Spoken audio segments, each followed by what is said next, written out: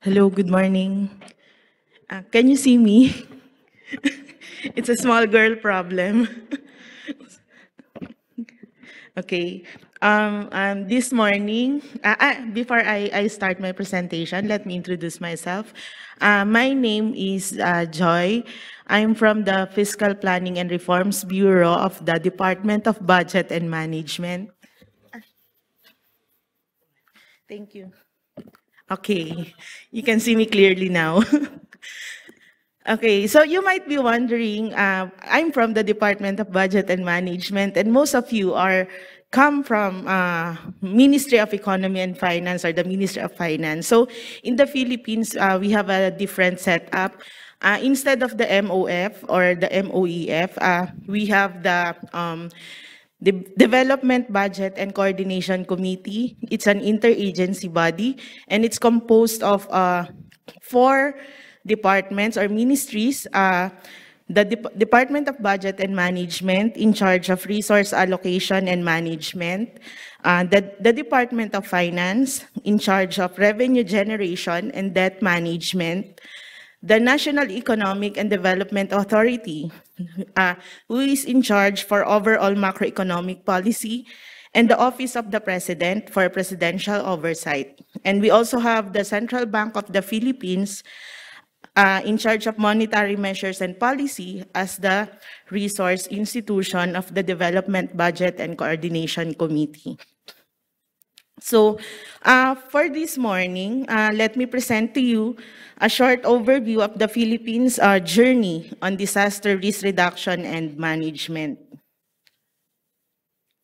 Okay. My presentation will be guided by the outline shown on the screen. So I will present the country profile, the fiscal risk and natural disasters, the National Disaster Risk Reduction and Management Plan, the Disaster Risk Financing and Insurance Strategy, and our way forward. Now, let me provide you a bit of context on our situation. The Philippines is highly vulnerable to natural disasters due to its geography. The majority of the country's total land area and nearly 3/4 of the Filipino population are vulnerable to multiple hazards such as typhoons, earthquakes, floods, storm surges, tsunamis, volcanic eruptions, and landslides. In the past 3 decades, natural disasters have negatively impacted 120 million people and resulted in 33,000 deaths. The year 2020 was particularly devastating for the Philippines as it was hit by a string of natural disasters amid the COVID-19 pandemic.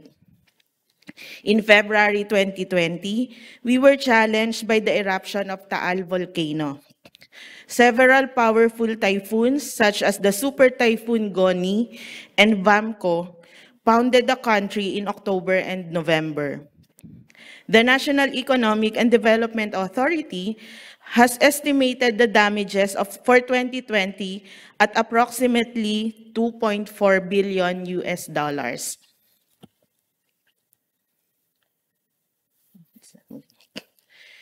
The 2021 Global Climate Risk Index ranked the Philippines as the fourth most affected in the period 2000 to 2019 in terms of long-term climate risk index, suffering an average annual loss of $3.18 billion US or 0.54% of our GDP and a death toll of around 859.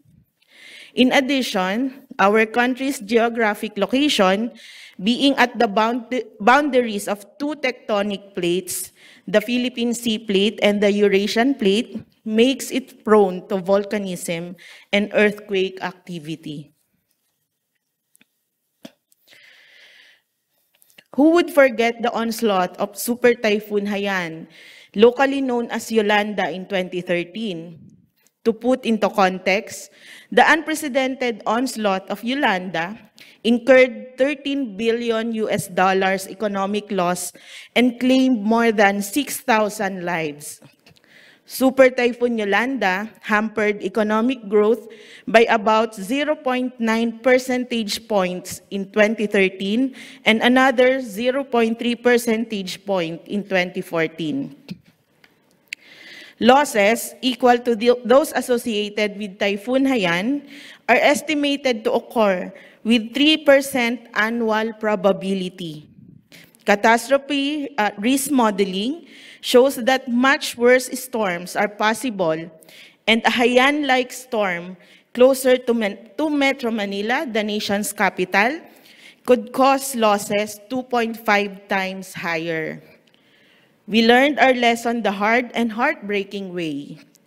Painful and costly lessons learned from the Super Typhoon Haiyan has taught the government to shift its focus away from a reactive approach focused on disaster rehabilitation and recovery and towards a preventive one focused on prevention and preparedness. As such, the government of the Philippines acknowledges this fact and integrates the fiscal risk of natural disaster into our planning and budgeting processes.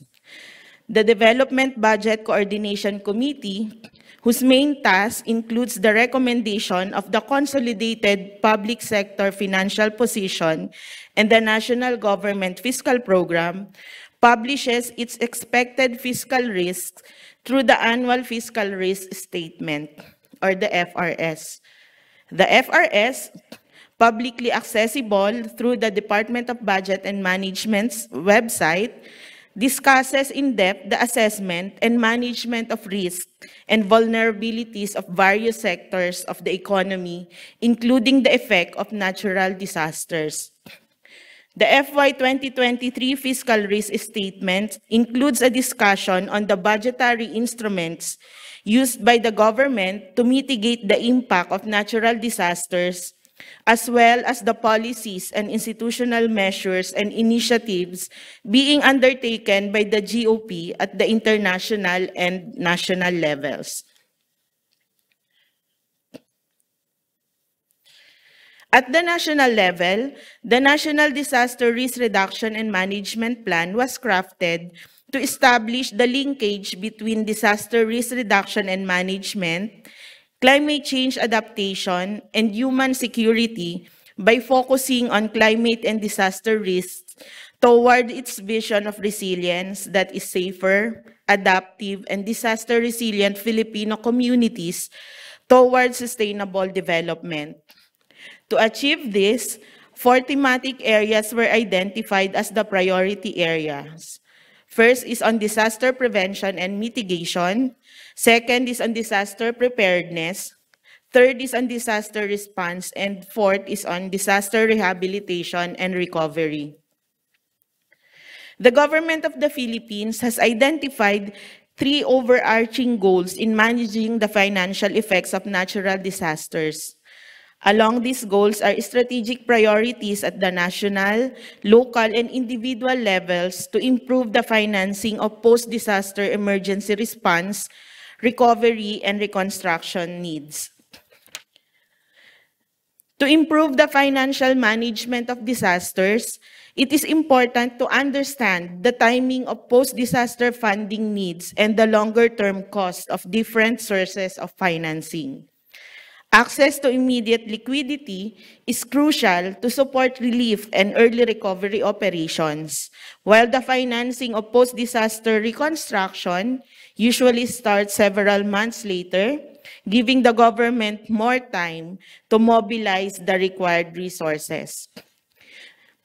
Our government recommends combining different risk financing instruments to protect against events of different frequency and severity. Such risk layering aims to minimize the cost of financing and optimize the timing of financing.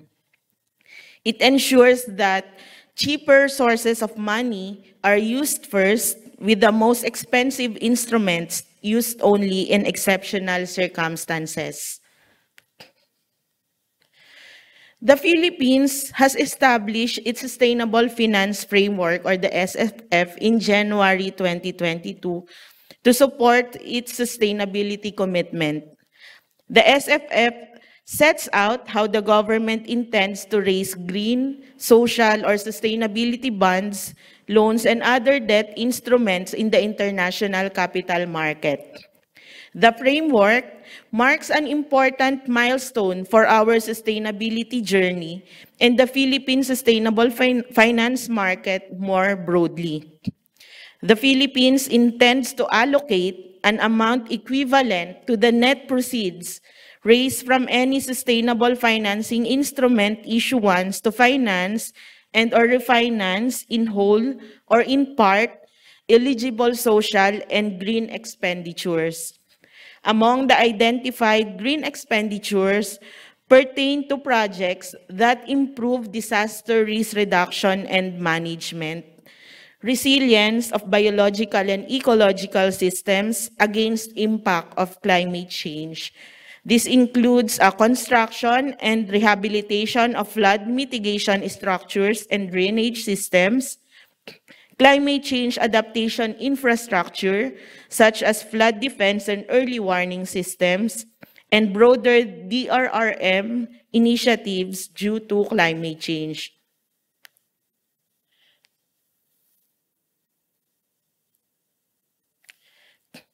According to a study by the World Bank, in the wake of a natural disaster, countries need to immediately access funds to rebuild damaged infrastructures and reestablish critical government services. But the immediate aftermath of a disaster is often when financial liquidity constraints are at the highest. The time gap between the occurrence of natural disaster and access to funding can be costly, exacerbating poverty through impacts on health, mobility, and access to education. In countries regularly exposed to natural disasters, including health-related events, a development policy loan with a catastrophe deferred drawdown option, or the CAT-DDO, can provide expedient financing following a disaster.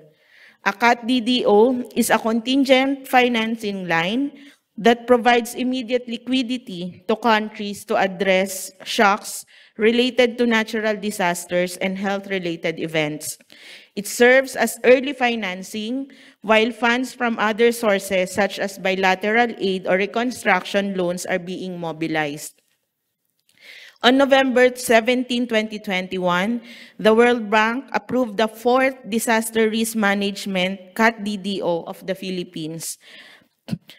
This new line of credit is helping strengthen the Philippines' institutional and financial capacity to manage risks from climate change, natural disasters, and disease outbreaks.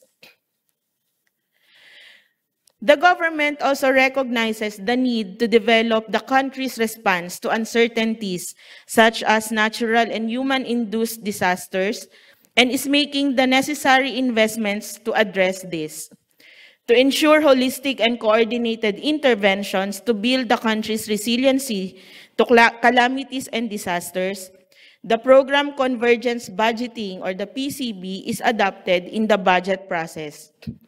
The PCB is a budgeting approach that aims to focus government resources on key programs and projects which shall be coordinated in a holistic approach across departments working towards the same goals.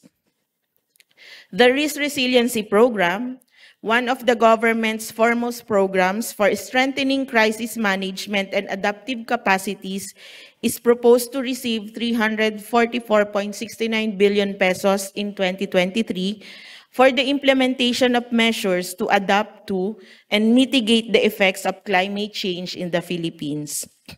As the Philippines is at high risk for tropical cyclones and flooding, the infrastructure arm of the government will be provided the largest share of 50.2% of the budget for the Risk Resiliency Program. This will be used for the construction, rehabilitation, and maintenance of various flood mitigation and control structures, as well as for water supply, septage, and rainwater collection infrastructure. Significant amounts will also be provided for, among others, the increased resiliency of critical infrastructures through the Transport Infrastructure Program and the Agricultural Production Support and Infrastructure Program.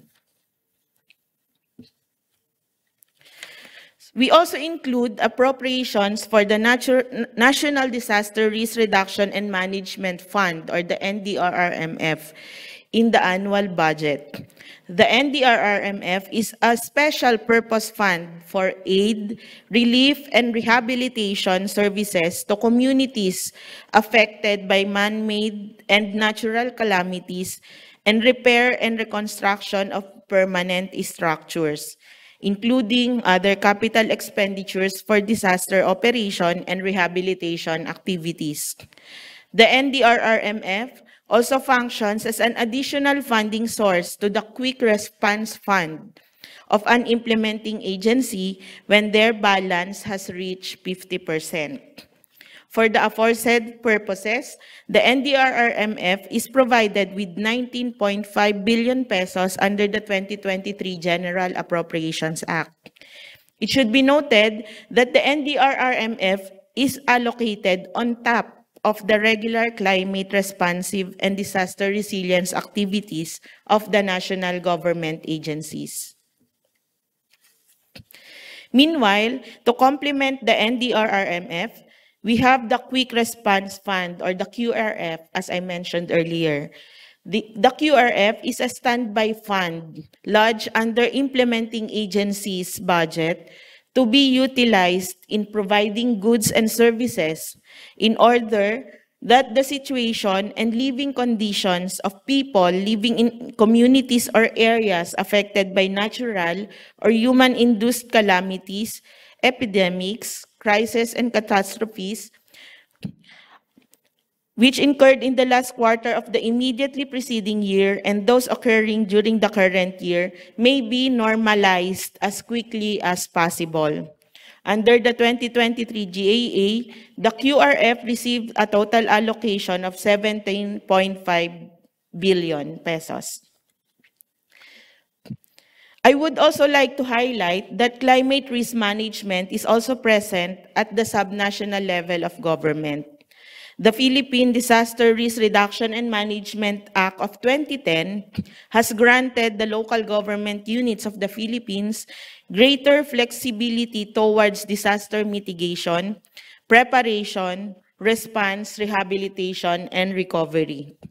The law provides that a local disaster and risk management fund, the local equivalent of the NDRRMF, amounting to not less than 5% of the estimated revenue from all sources, shall be set aside to support disaster risk management activities.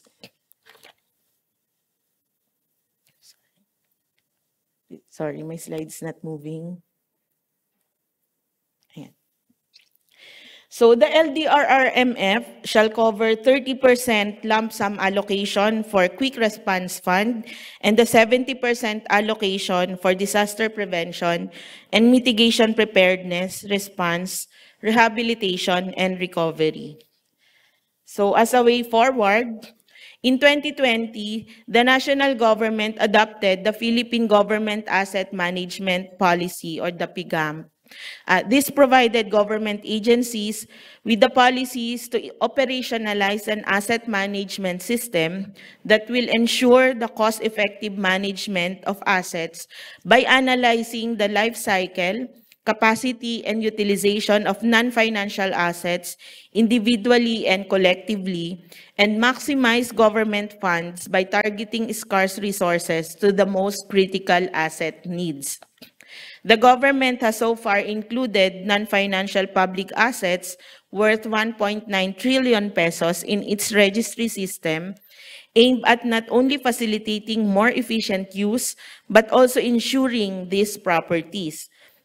The Bureau of the Treasury reported that the National Asset Registry System covered 380,817 government properties nationwide as of end of 2021. The Philippine government asset management policy will allow prioritizing assets for insurance coverage, among others. So that ends my presentation. Thank you.